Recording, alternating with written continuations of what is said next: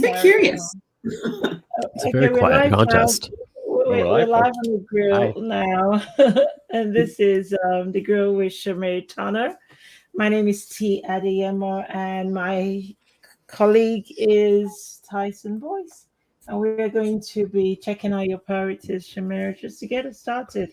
Could you please introduce yourself to our audience, a little bit about yourself, what you've done before, and what you intend to achieve on your campaign? Yeah, well, so a bit about me is I'm an Edmontonian, lifelong Edmontonian. I was raised in Mill Woods, and I have kind of deep roots there. My parents are from the Caribbean, and so I'm first generation Canadian as well. In terms of what's kind of built me or gotten me to this point in this venture, my career, I have worked as a commercial insurance broker and risk manager for the last 16 years, and have supported clients in public sector, in real estate, holistic health, engineering.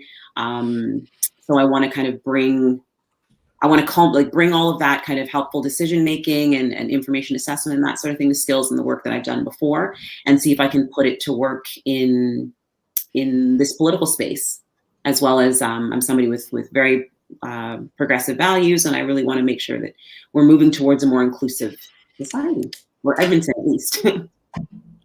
Oh, very good. Tyson. I'm not ready. Yeah, sorry, I'm not ready yet. I need to. You ask first, and I'll have a question when I find something. Okay, that's fine. So you have. What are the highlights? What have the highlights been of this campaign so far? When you look back, you go, "Oh my goodness, I cannot believe you achieved that." I think that the biggest highlight is seeing my community come together to kind of build this campaign. It's been amazing to feel their support, but the time and the effort, the energy, what we've basically been able to build, that's been something that I'll always remember. Definitely a huge, huge, huge highlight. And the second piece is the amazing people that I've met along this process. This is leaders of other organizations, volunteers coming to us. There's people that I didn't know before this process who seem invaluable to not just the campaign, but to my life now and building that relationship. So those are definitely the highlights of the folks that have come to us and what we've been learned and been able to build. Okay, so you've got two major endorsements from Climate Justice Edmonton and the Edmonton Labour Council. What did those endorsements mean for your campaign? For the campaign, I guess that might be for the voters to decide. But for me, it was just amazing to be able to have, as somebody who endorsements come in. Did they phone you up to say, "Oh, we're going to be endorsing you"? Did you know they were going to be endorsing you? No. These are folks that, like with the Climate Justice, they reached out and they said, we're looking for candidates in certain areas of the city. We'd like to talk to you about X amount of issues. They kind of came and then we had a good conversation. And I think that they evaluated, and it seems as if they came out with a few wards. And so that was a bit of a, I guess for lack of a better word, interview process. They were saying, we think that we align with you, but let's chat and see what you believe and what you think in terms of things that they prioritize. And the Edmonton District Labour Council had a similar process. That was me reaching out to that group and saying, this is who I am, and I would really love an opportunity to seek your support and let you know who I am. And then it was, again, kind of an evaluation process. So when I hear that you are intersectional, I'm not quite sure that I got the right word. What does that mean? That you are? Is that you're well connected in different communities? No, I think intersectional from the lens that I'm looking at it would be just like, I guess, an intersectional existence in terms of I am, like, depending on my age in a space, I might be one of the youngest, or at least when I started at my company that I worked at for a very long time, I was the youngest, but I was a young female, being a Black woman. There's a lot of intersectionalities in terms of discrimination, in terms of biases, in terms of challenges that can that be present for me, obviously, as an individual, but those same things exist outside within our city and within society. And so being aware of those things and trying to look at the interconnectedness of a specific issue whether it be through in the examples that I kind of just gave, but also like, when you're talking about city issues, there's cross sections where someone's like, what's your transit policy or what's your climate policy? It's like, well, they dovetail together, right? Or there's cross sections that that exist. Okay, so Tyson, are you ready? Should I keep going? So forgive me here, Shamair, but the only policy I can find on your website is on the front page. Is this correct? Yes, that's what we put together. Okay, okay. So these key points are what you have here. So there's very little here. It's very vague. It's very let's call it, you put out your vision statement, so to speak, but you don't have providing examples here. So can you walk me through your economic and environmental prosperity here? Because your key points are small and medium business support, and timely, effective administrative process, showcasing investing in the vibrancy of local business. But what does Councillor Turner, what sort of actions are you going to propose in order to support that particular plank? In terms of the small business support? Yeah, let's start with that one. So small and medium business support, that point on your website. And again, very vaguely, you're talking about timely and effective administrative processes. So are there including licenses, permit applications, are there certain ones that you've been made aware of that you want to deal with? Or is there a particular motion you're going to bring before council if you are to be elected? No, there are no motions that I've written up in advance of being on council. I think it's the piece of the job, and I mean, it's a collaborative process. It's informing myself about the inner workings of administration. It's dealing with what are the proposals coming towards us. Like the intention of letting people know who I am, and in terms of what I'm going to prioritize and what we've heard from the community is how this has been created. So in terms of it being vague, I feel like there's pieces that I'm not in a position right now to write policy, because once I get there, who knows what's going to be the actual case, right?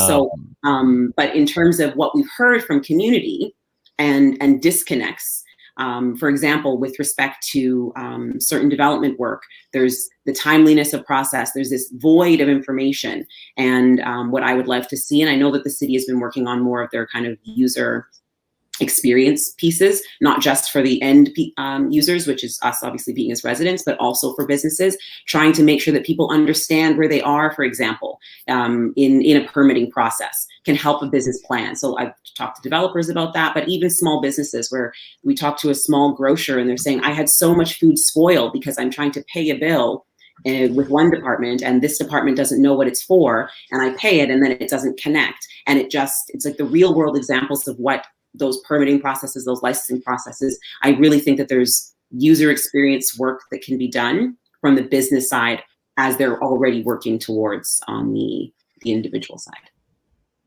Okay, yeah, that's an expansion of that bullet point. So that's kind of what I'm looking for. Go ahead, T. So how would you invest in the vibrancy of local businesses? Well, there's like the South, I think the last, there's the business associations, for example. I think there's not one south of 76th Ave. So there's a huge swath of potential in terms of bringing those businesses together to figure out what is it that they're looking for, and being able to say, what are the ways that we can advocate for individuals or companies in this, or small businesses in this area, medium and small. There's also there's a lot of showcase that happens in other areas of the city. There's small pop-up markets. There's events that happen in parks. There's a lot of things that happen in the city, and those don't happen in our ward. And I'd love to be able to try and help. I've seen, especially with COVID, we've seen, which has been really great, little pop-up concerts and things like that happen. Those are not things that have historically been seen often in Karhiio, and I think that there's opportunity to allow people to understand what is actually in my backyard right now in this ward, to bring in new business, but also to allow people to get closer to that kind of 15-minute community, saying, oh, I didn't realize there was a shop that I could get this for, and I didn't have to go all the way over to a big box store. Follow-up question. why is that on your website? Because that's a good, that's a really good explainer. Well, I guess I just want to highlight, because like your website is one of your primary tools for communicating to people, and that is like a great policy point, and it's just not something that will ever come across to someone. Anyway, next one. Unless you got a follow up, T. Excuse me, no. Okay, so building with community benefit is your next one here, and you're talking about increasing opportunities to keep city contracts local. Can you expand on that, or give us some examples of where you've seen some discrepancy or gaps there? Yeah, well, in my experience, like when I worked as an insurance broker, I would respond to RFPs, and there's stipulations and pieces when it comes to the scoring. And I think that the city, in terms of being a large contract provider, has a possibility or an ability to, in how they phrase the contracts and the work that they're going to be doing with businesses, to try and prioritize, at least in the scoring, as one example, to be able to give more opportunities to the businesses that are here. So does something have to be done? Does one project have to be done by a large conglomerate, or can it be done or responded to with a group of businesses coming together and still be able to have an opportunity? So I think that that's what I mean in terms of that small business contract locals. Like, what can we do to support within the city's realm of needing these services, and maybe prioritizing some of the hiring criterias and things like that in the RFP process. And another piece with respect to like building with community benefit, there's also looking at, when you look at development, and my ward has a large chunk of, I think, potentially to be built out land. There's also opportunities to talk about, well, what is the community going to be getting out of this? Like I just talked to someone today actually, who was saying, it's like, there are so many kids in this area and there's this amazing green space. It's like, what can we do about a park? How do we decide on how and who can continue to develop, and what will the community get out of some of those developments? So those are some of the ideas that we had, and we'd heard from the community on that. So are you saying, in terms, for example, increasing opportunities to keep city contracts local, would that be local to your ward or local to Edmonton as a whole? Oh, to the city. Oh, I see. Yeah. I mean, as a counselor, I would definitely, I'm a voice for the ward, but we will be making decisions. We make decisions that affect the whole city. And as the city grows and prospers, so does the ward. Oh, that is a very good way to see it. What are the specific green energy initiatives that you have? Well, it's not on your website. Yeah, no. And the green energy initiatives is a huge kind of potential opportunity piece. There's obviously large amounts of opportunity to try and create jobs. Like I've speaking with a small business. Their name just fell out of my head now, but they do geothermal work, and being able to make sure they're talking about what are the permitting, what are the issues and the hurdles that they're having in terms of trying to expand and let other folks know about who they are and what they're doing. They're doing amazing work, but we have to find ways to, they're working to make it more accessible. And I think that the city has space to help promote these things as not necessarily just unattainable for a lot, or only attainable at a certain income level when you're talking about from an individual perspective, but letting people know that investing in and supporting and understanding what these green initiatives are doing is actually so beneficial to them outside of that individual business. When it comes to there's lots of work that we're looking at doing when it comes to green initiatives in the city. But I think that I basically wanted to illustrate that I don't have all the answers when it comes to how can we create what we need, but I know where the direction, I know, and I want to make the decisions of where we're trying to go, which is strong incentivization, strong partnerships, whatever the city can do, and not necessarily throwing out dollars, because the city doesn't have all of these extra dollars to spend, but helping build partnership between large organizations that are doing green initiatives and helping them bring along small businesses where they learn, they get to benefit from those economies of scale that the large businesses have that they wouldn't normally be able to. And so I just think that there's a lot of connectivity, and from a city perspective, not throwing out dollars, there's incentives that they can do in terms of promotion, in terms of prestige, like that the city can do to kind of incentivize those relationships. So I was just thinking about what you intend to do to make green energy initiatives a common thing for maybe BIPOC communities or communities that have traditionally been impoverished. Because when you talk about green energy initiatives, like something for rich people, because you alluded to the fact that it may be something really expensive that ordinary individuals cannot get. So if that is the case, how then do you see green energy initiatives going everywhere, percolating around, especially low-income neighborhoods and families? Well, sometimes it's broadening the definition of what we possibly think is green, right? When someone thinks of green, they might think of composting, which they think might be too small scale, or they might think of solar panels when they're just like, well, I can't buy a solar panel. Where do I sit in the middle? But like a green initiative is transit, taking more transit, finding ways to operate in a smaller space for your live, work, and play. Like, I think that it's just talking about the great opportunities that can possibly come, and the things that will impact the climate and impact our mindset of how we are going to live a greener existence. And I think that can be done across demographics. Tyson, thank you. Tyson. Well,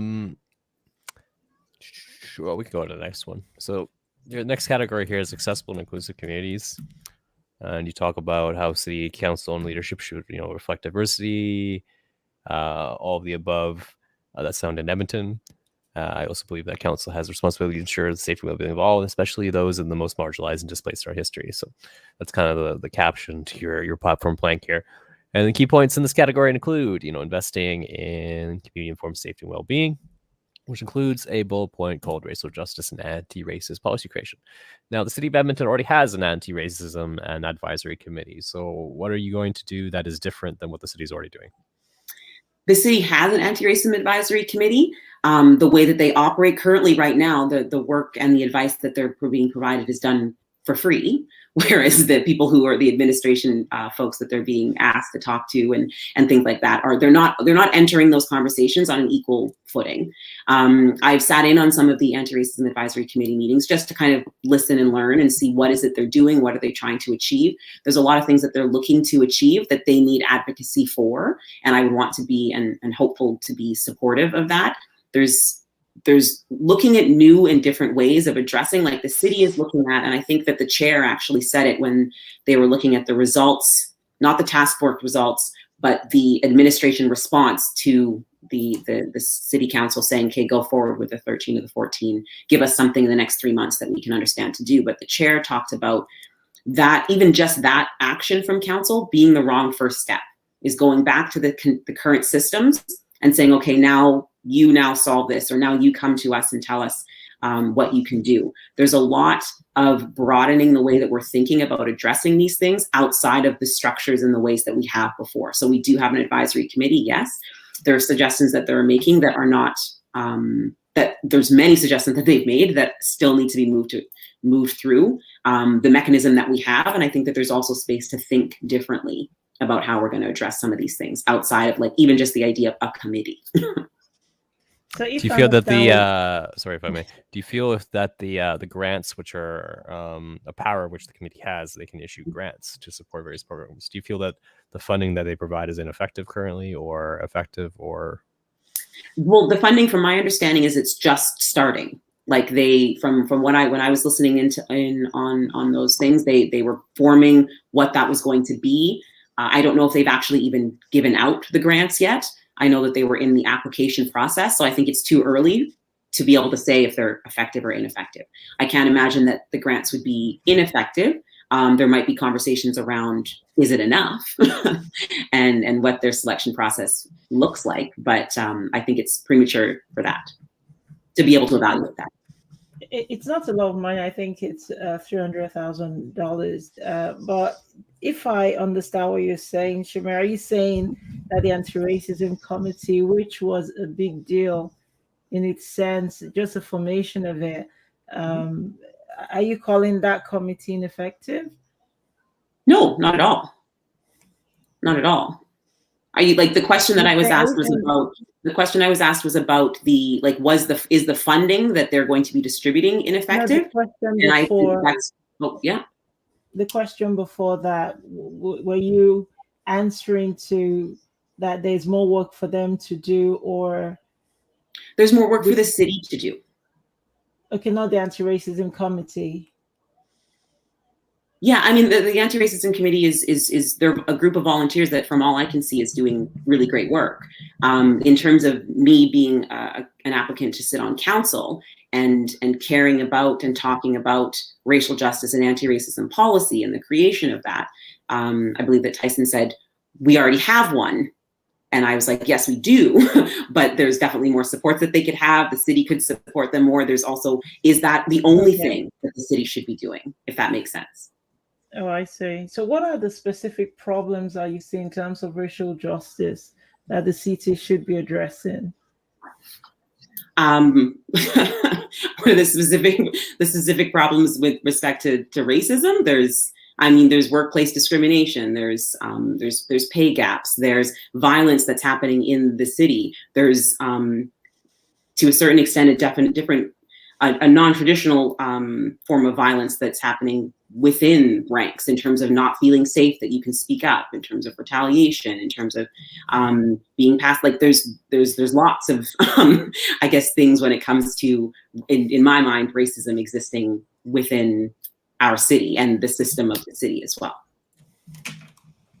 So I asked a question because some of us don't work with the city, and many people may not know. So when you talk about racial justice, it's as a key point on that accessible and inclusive communities. It'd be nice just for you, because you do know, to tell the rest of us what it looks like in actual practice. Do you see? Because sometimes it may well just be that independent media, we're in a bubble. We don't know because we're not exposed. So when I ask, what does racial injustice looks like? So I appreciate your answers, because it sheds light on a big topic, which maybe I've not been exposed to. Do you see?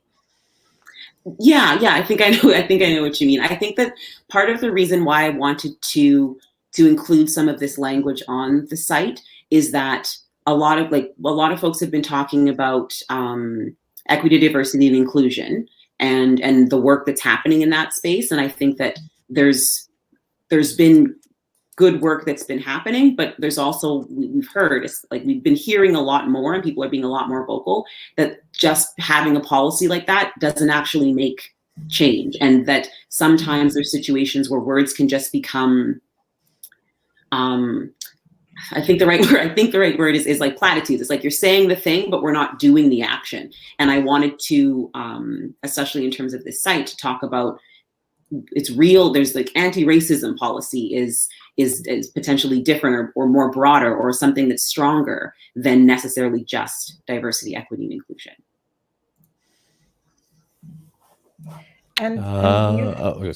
Sorry, Ty.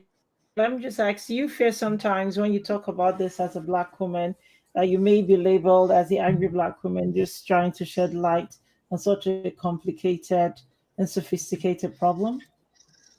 Yeah, I think that's always a risk. I definitely think that, and that's part of the problem, right? Is that if someone else were to say this and look differently, it might be heard differently, and that's part of the issues and the concerns that we have. But I think that, and my hope in terms of being a bridge, or just being a connector, and trying to break things down as much as we can, to actually look at what are we talking about, instead of just staying at potentially the buzzword items. But there's a risk in that, but that there's risks of biases that I'm presented with just as I exist trying to run in this space, right? Is do I have to credibility build to say, hey, I'm coming to your door, I'm running for city council, and they're saying, well, what makes you think you can do that?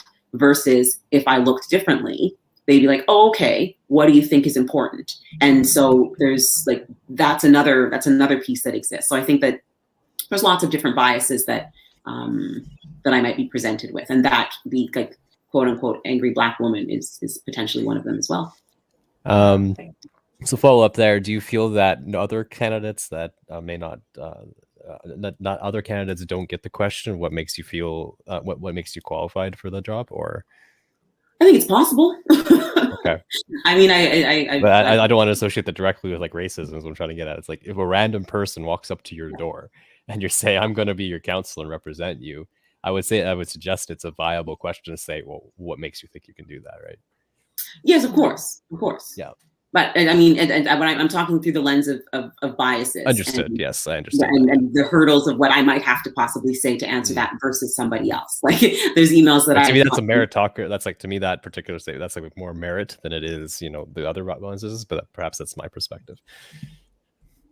It's not. I don't think it's always just one thing, right? Absolutely. So on the other bullet points in your platform here are accessible transit. Oh no! So Tyson, I wanted to ask about them. Yeah, there's just a lot of curious things there that I think it begs for illumination. Sorry, sure. Shamair, and I'm not trying to be awkward here at all. I wanted you to explain what gender diversity means in all spaces, and I don't know if we've talked about that already, and what you may be thinking of doing to support that in all spaces. I mean, in all this, all the spaces with respect to being in, everything within the city, whether that's in council or administration, we're talking a lot about who has been excluded, and there are lots of folks that have been excluded because of their sexual orientation, because of their gender identity, and we need to start to speak about and break down those biases, that level of discrimination. Like, for example, I have my pronouns. Oh, I might have frozen. Can you still hear me? You're good. We can still hear you. Yeah, you're good. Yeah, we can. Okay, so I'm just frozen. But I have my pronouns in my name, right? There's simple things that can be done so that that other folks can also do that, and it's just I get to be treated as I am, and I would like to make sure that as a leader, the government is also making space for folks to feel safe and do that. Thank you. I'm just going to turn off and on. Oh, you're frozen. You're freezing. Just maybe that might help. Oh, well, we can hear her, so. Video quality not good at the moment. Oh, we're back. Tyson, your turn.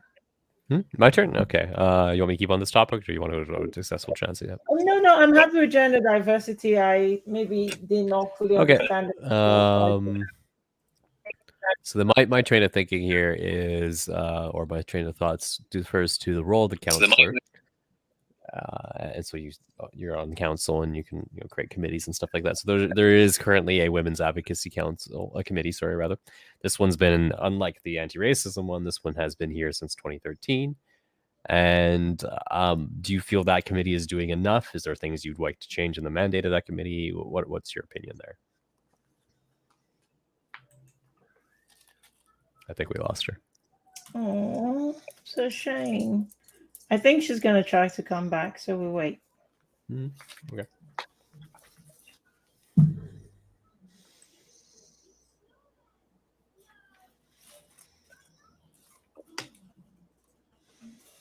So we're waiting for Shamair to join us.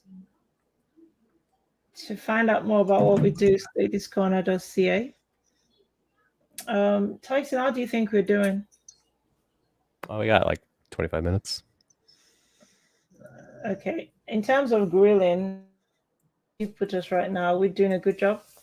So I know you'll be honest. We can always ask tougher questions. Okay. You can never not ask tougher questions. So what sort of questions are you going to be asking then? I have no idea. They just kind of pop up whenever I feel it. Oh my goodness, you're waiting for Shamair to join us. The pressure of killing time for her to join us. No pressure at all.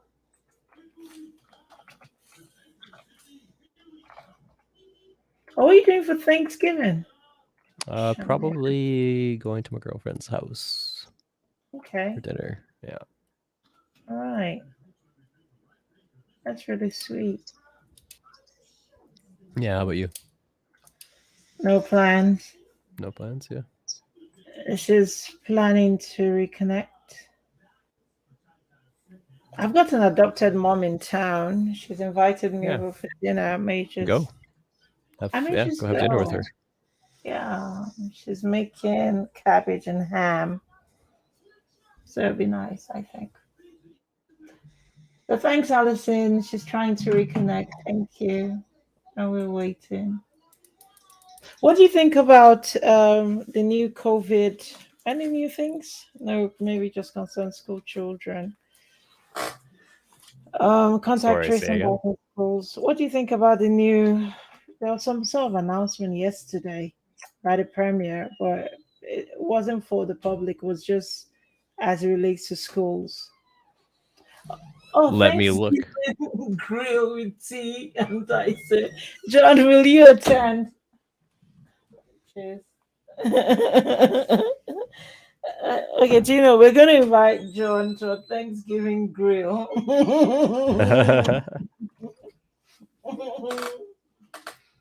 Should I email? What should I do? Can let me email? Don't you have a text over? New province announced new measures to protect kids.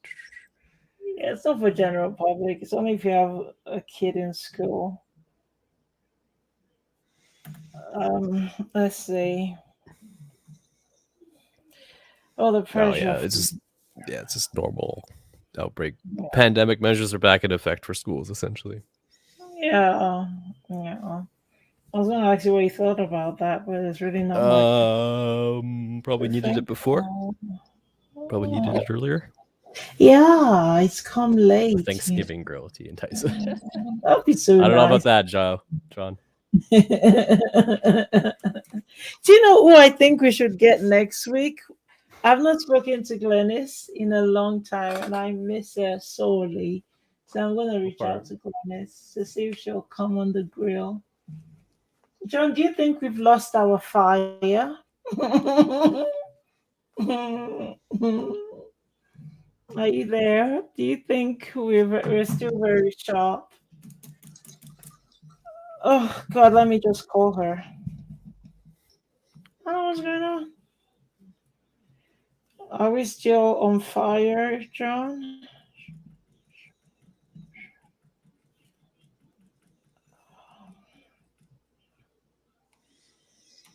We should plan for things like this, actually. I mean, you can't really.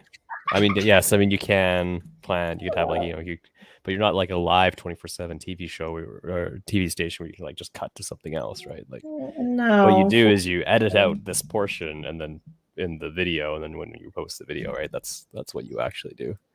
I could do that actually. I could get to that.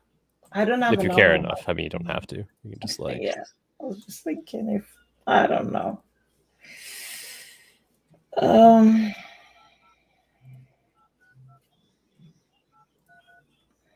Have you had fun tonight, though?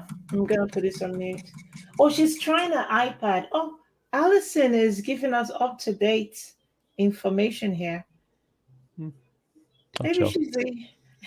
John said. Okay, so Alison is.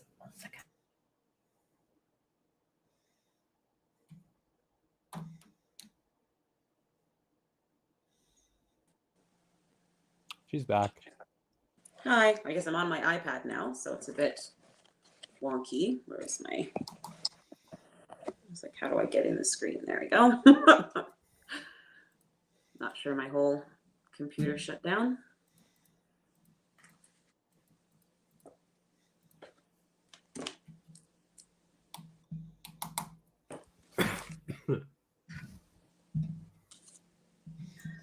Oh my goodness, look at that, Shamair. You have connections. Yeah.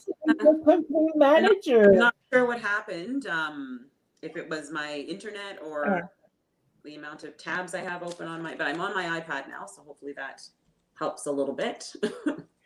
John, we're going to invite Glennis to the next one, and we're going to make sure we grill her so much. Okay, Tyson, we don't have too long more. You want to jump onto housing and homelessness? Hold up. I hear it's a strength for Shamair. Well, there's the transit thing here. Right. Where do you So wanna accessible go? transport was the next plank on your platform. Yep. And you talk about Accessible. community-informed route design. Yeah. Now, I want to highlight that the last time we did a community consultation, the largest one in Edmonton's history, brought us the current ETS system. So what do you think would be different this time? Or why do you think, what if we've already done a community-informed route design and we got what we got? Why are you advocating for community-informed route design again? I guess is what I'm trying to get at. Well, I mean, I think that it's been a very consistent messaging on the doors for myself, and I think for most candidates across the city, that it was important that we look at transit, important that we look at how we can get more ridership, because it's an important piece as well, like with respect to climate, with respect to saving our roads and all these sorts of things. But it's just not exactly where it needs to be. And so we have certain ways of doing community engagement, and I think that there's more and interesting ways to possibly explore that. But I think that from what we're hearing on the doors, especially when I speak specifically about my ward, that I'm not sure if there was a citywide strategy didn't necessarily work with the design of our community. It's a good chunk of Mill Woods, and then there's a lot of neighborhoods on the south of the Henday. And all I've heard is that it's difficult to get from community to community. The community routes, I mean, Mill Woods specifically, I think was kind of designed as a bit of these 15-minute community, where it has they had a hub at the center of it, a park at the center of it, and then there's all these amazing schools and parks throughout. And now there's a lot more hurdles in terms of moving within the community. And I think that's a little bit counter to what the city plan is trying to do. And I've definitely heard that at the doors, that we need to find a better way of moving through the community. Yeah. So what I'm trying to get at is mitigate, how are you going to manage the risk of when you do these community consultations and then you get the output of this, let's call it inferior transit design that is creating all these problems, even though we did the community consultations and we ended up with that, right? So how are you going to prevent that from happening again? Because clearly you're advocating for community-informed route design, which is what we did, and we got what we got, right? Yeah. I like, in terms of how we connect with community, who we connect with community, like what communities we connect with. I think that there's probably some work to be done if we've connected and spoken with community, but we're saying, who are we improving that transit for? I don't know.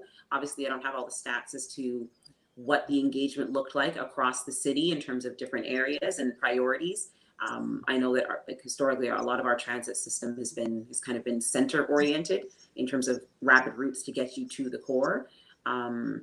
There's also distinct differences in neighborhoods, and increasing that frequency, which was the goal, which I understand, especially in those a bit more grid designed neighborhoods. There's less of a distance, but I mean, when I think about Mill Woods, anybody thinks about Mill Woods, and the neighborhood south of the Henday, there are just so many circles. I mean, it doesn't necessarily fit when I'm hearing the communication or what I've heard from the communication on the city about moving to those main thoroughfares and getting more frequency on those. Those main thoroughfares in the same way don't exist equally across the city. And so who was the community that was informed, and who did we possibly leave out? Because there's a lot of potentially exclusionary pieces when the city is even at their best trying to do community engagement, whether that's for the city, for seniors, those with young families, and their ability to engage in the type and the way that the community engagement was reached out to those communities. There's also folks that do not have English as their first language, or don't feel as if the ways that the city has reached out includes them. And I think that that's a whole other kind of diversity piece around. It's like, what do you engage with if you feel like it's for you, and if there's space for you? So, I mean, I don't have a magic answer, but I think that we've heard that there's room for improvement in the system, and then there might be room for improvement in the way that we've gathered that information.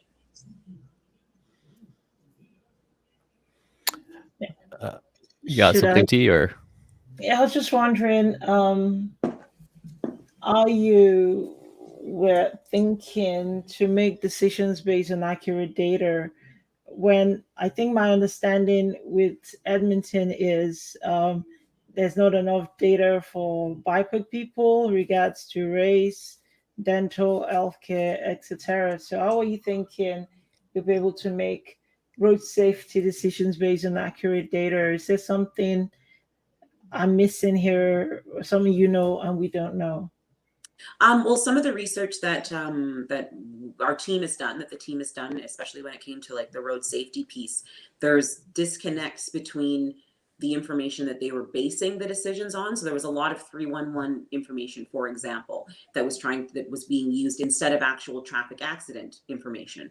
And the brief that I was looking at, we're saying, okay, who's more likely to call 311, and how and where are those information is that information not connected to what's actually happening on the roads? If you have more, like it's any sorts of data, if the data coming in is not good, and is not inclusive, then the output is just going to not hit the mark.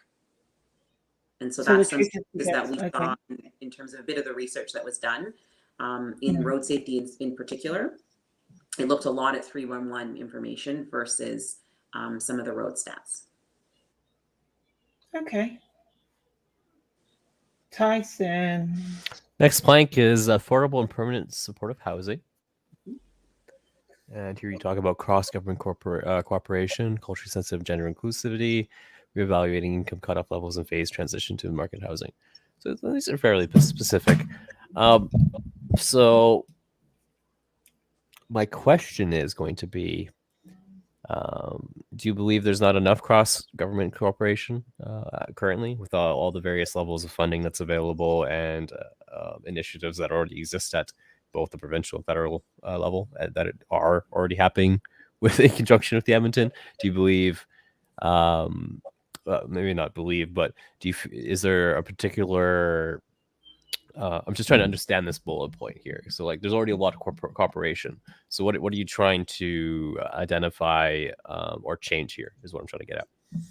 Well, I don't necessarily think that everything is about me coming in and cutting everything down. I think that in terms of affordable and permanent supportive housing, to be the most successful that the city can be, we absolutely need cross-governmental cooperation. And I think that what are the things that the city can do to look at what's not working right now or what has not worked, and look for different levers. I think that the city has done things where they're saying, okay, we're not being able to work as well as we'd like with the current provincial government, and so then they've been able to get supports from the federal. But we would like, and I think that the city should be aiming, and as a councillor, I would be aiming to have cooperation with all of those orders of governments as well as those in the region. So it's not necessarily here's what I'm going to do better, because I don't necessarily think that that's the best way to be approaching joining this team. Fair enough. I guess when I read it, it's like it kind of implies there isn't cooperation. So, but then I can look around and find programs that are cooperative. There's lots of cooperation happening. So, just trying to understand that bullet point a bit better. Any follow-ups there, T? I like to go to homelessness. We run out of time. I guess we only have 10 minutes. Where is homelessness on here? So what sort of cultural sensitive, gender inclusive, affordable, permanent, supportive housing solution do you have? Well, I mean, in terms of the supports that we need to see in affordable and supportive housing, in transition housing, anything like that, there is a safety element that is incredibly important. And safety can include, if you're going to potentially, let's say, an organization that has a base in a certain sort of religion and doesn't accept or believe that the gender that you are, or the sexual orientation that you are, that is not a safe space, and that's not going to be the best way for us to start to try and support this individual. And so the same thing is culturally sensitive, right? Culturally sensitivity could be in terms of around the food that's being provided, around the communion that's happening with individuals, in terms of the issues that their people are being presented, and how there are cultural sensitivities in terms of how you might address that. I think those things need to be, they're vital in terms of being successful in creating spaces that are going to support everyone. So what's your plan to tackle homelessness then? Oh, I mean, I can't. There's people with PhDs who have plans that to kind of tackle homelessness. As a counselor, what I would like advocate for is some of the pieces that I've just chatted about with which is what are the spaces that who are the groups that are getting funding to be provided with space within the realm of what the city can do. How are we looking at creating supportive housing first opportunities and options? Where are we looking at the successes that we've had and how we prioritize less of the band-aid solutions, which like shelters sometimes can be, again, from a safety perspective. So shelters, there's a lot of shelters that are not safe for women. And so if we're trying to actually get folks to use the services that the city wants to build and invest in, we have to make sure that it's that they're created in a way that allows safety for those folks to utilize them. And that is also in connection with building relationship, so that people feel comfortable, build a comfort, build a trust to be able to get the additional supports that they might need, whether that be addiction supports, mental health supports, job supports, like whatever it is. We're all human, and we need to remember that we're trying to provide service to folks, regardless of the situation that they're in, and creating support and services that have that at the forefront. And there's also a huge, I would add one other piece when it comes to the unhoused population is youth, addressing and looking at the distinction between unhoused youth and the issues and concerns and causes for that, separate from adult, because what the supports that are needed and how you can stop a child from being and continuing to be chronically unhoused is addressing and supporting them and finding the ways to address and support them as a youth. Would you say you're an advocate for housing first programs? Yep. Do you believe that? So when it comes to individuals within housing first programs, not every individual in these situations wants to have permanent housing. Do you believe that? Would you, with this in mind, I suppose, do you believe housing first strategies are a bit exclusionary when it comes to dealing with that persona or that particular regime of individual? No, I feel like, I mean, as I mentioned, in terms of the building relationship, having space that people can build to find out what is going to be the way to support them. I think that's not removed when you talk, at least from my understanding, is not removed when you talk about housing first. I see. So what are your top 3 arguments for a vote for you, as opposed to, because you're clearly a progressive candidate? So like why people should choose me, that's the end of the question. Yeah. I think that I bring an open-minded and empathetic way of looking at a lot of these challenges, the big challenges that the city is going to face. I also have this background in risk management, in kind of really assessing the pros and cons, for lack of a better descriptor, but really making sure that we're understanding the consequences of the speed at which we're trying to make these changes. And I would like to be at a table, and I'm somebody who's going to be at a table that it doesn't want to waste time around arguing or having conversations around what our issues are. We are aware that we're in a climate crisis. We are aware that, in my mind, we are aware that there is systemic racism that is harming many folks. And I would like to try and get into it to start working on solutions in a way that improves the city for everyone. Sweet. Tyson?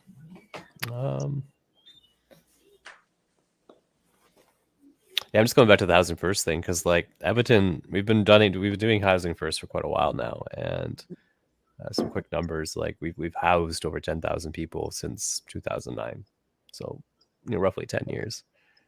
And given that success and those numbers, we still have issues.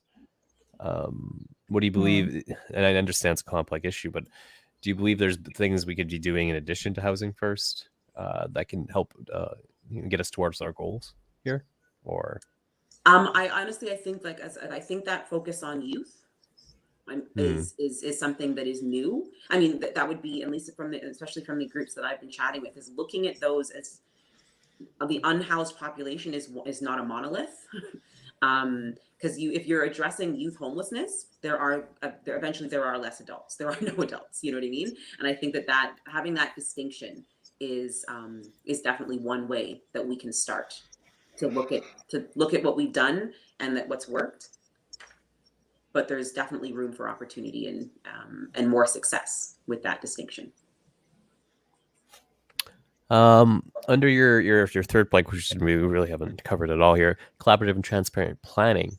Under here, our key points in this category include, long-term sustainable strategic infrastructure planning, accountability and transparency planning, equitable investment, mature neighborhoods, and road safety. When you talk about transparency of planning, I want to go to that point. Do you feel that, and I want to highlight that the city already has a public engagement policy that they have to do, X amount of public engagement. Is that not already transparency in planning with respect to infrastructure? What we're hearing what I'm hearing on the doors is that folks don't know where we're going.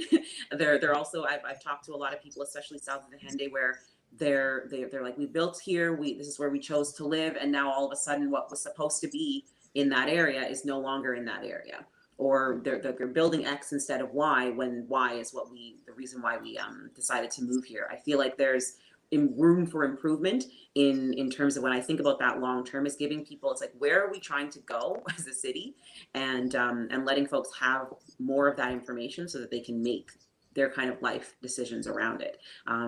That could be around, and I'm not going to say that I'm aware of how the school zones, for example, are set up, but I just talked to someone saying somebody specifically moved next door to a school and we're not in the school zone. Like, people just want to have an understanding of how they can navigate their own life decisions in the context of the pieces that the city is making. And I think that I'm hopeful that things like the city plan, in terms of saying this is the direction we're going in, can help with that. And I think that we've got this, we have this document that exists, but it's this next council that has to kind of turn it into action. What sort of questions are you not afraid to ask? Sorry, Tyson, this is coming out of... Yeah, go for it. Mm-hmm. What sort of Is that a questions question you're asking? Yeah, on the website, Okay. I'm not afraid to ask questions, and I'm not afraid to take action on difficult challenges. So what sort of questions are you not afraid to ask? Or what sort of questions would you be asking? Well, I mean, it's the sentiment of that is, because there's not a specific question, because it depends on what is before council. But I mean, really, it's asking for more information of administration, and so that the city councilors, so that I would be in a position, that we as a council would be in a position to make a much more informed decision. If we're getting information from city council, we can accept it as information, but we can ask a lot more questions to make sure that we understand, and then are able to then stand behind that decision, because we're saying, no, we did ask all of those questions, instead of administration in every instance saying, okay, this is the proposal that we've put in front of us. Here are your options. I think there's space to be able to say, why are these our only options? What was not considered? Is that something that maybe council wants to consider? It's just making sure that we're making as strong a decision as we can. And so there's not a specific question. It depends on what's before council. Okay, I understand a bit better now. Tyson, you have your final question? No, not really. Thank you, though. I'm good as well. Shamair, I want to say a big thank you. Was there anything you wanted to say that we didn't ask you? Is there a point maybe we missed from your priorities you wanted to drop at the end of this? No, I mean, I think that we were able to kind of walk through some pillars and points. And I think that just generally, when I think about anyone who might be watching this, I want folks to go out and vote. I want folks to decide on and look at what they want this city to look like. This council is going to look different. I mean, just because there's going to be 5 new faces there, that's enough to kind of set the tone of where we're going. And I just want people to know that this vote is incredibly important. This is an incredibly important decision, and I just want as many people. So it's not me specific. I just want as many people to vote and be informed in terms of where the selection is going. Thank you for coming onto the grill tonight, Shamair. We wish you all the best in the coming elections. Thank you so much. Thanks for having me. Have a good night. Have a good night. Thank you. Bye. Bye. Bye.